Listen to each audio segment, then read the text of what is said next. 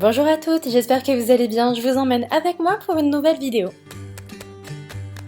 Alors j'ai eu l'idée de cette vidéo grâce à un commentaire que j'ai reçu. Il y a l'une d'entre vous qui m'a demandé de faire une vidéo sur mes 5 favoris dans chaque catégorie. Mais je me suis dit que ça serait plus fun si je n'en choisissais qu'un.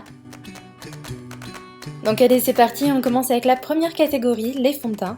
Donc voici à peu près tous les fonds de teint que je possède, et si je ne devais en choisir qu'un, ça serait celui-ci. Le Clarins, le Skin Illusion.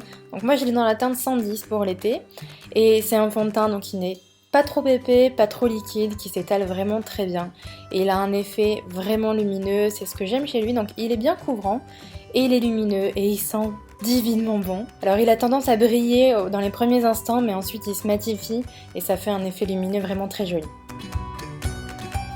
On passe maintenant à la seconde catégorie, les anti-cernes. Alors voilà également à peu près les anti-cernes que je possède, que j'ai le plus utilisé. Alors j'ai hésité à choisir celui-ci, le Naked Skin que j'utilise en ce moment, mais je pense que si je devais n'en choisir qu'un, ça serait celui-ci, le Pro Longwear de chez MAC. Il a un effet naturel, lumineux encore une fois, et celui-ci il est surtout couvrant, donc quand vous avez des cernes ou alors des veines apparentes, c'est vraiment l'idéal. Celui d'Urban Decay, il est un peu moins couvrant, c'est pour ça que je ne le choisis pas dans cette catégorie. Le seul point faible que je lui trouve au Pro Longwear, c'est son flacon pompe, on a tendance à en mettre un peu trop et il s'use très rapidement. Passons au bronzer, on continue avec le teint.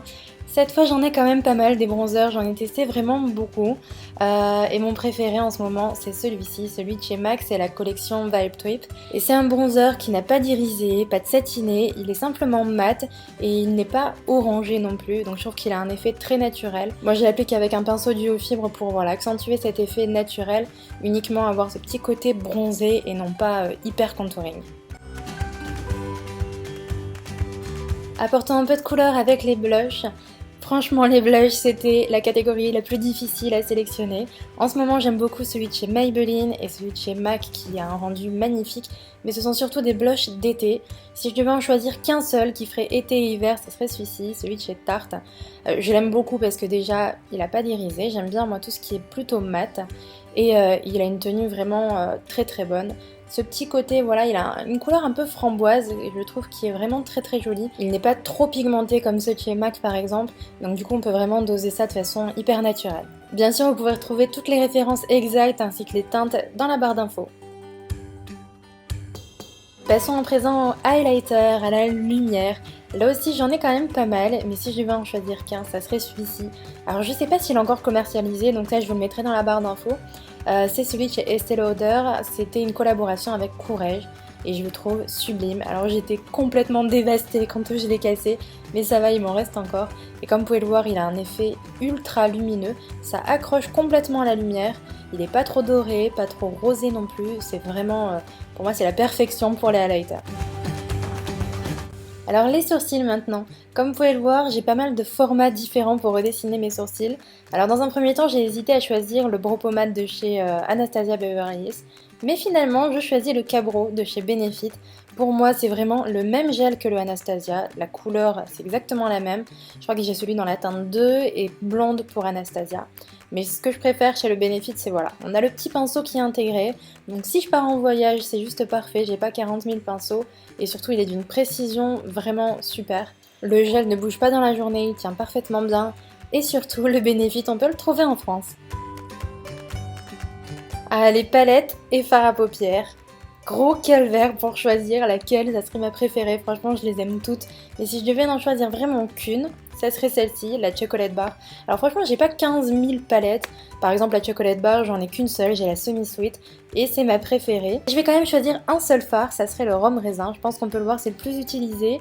Pour les yeux verts je trouve qu'il les fait parfaitement ressortir. Il a un peu d'irisé, mais en même temps pas trop, donc on peut tout à fait le porter en journée comme en soirée, en hiver comme en été. Donc si je devais en choisir qu'un, ça serait celui-ci. Alors contrairement aux palettes, des mascaras j'en ai 15 000, alors là je vous ai sorti les principaux que j'ai utilisés ces derniers temps.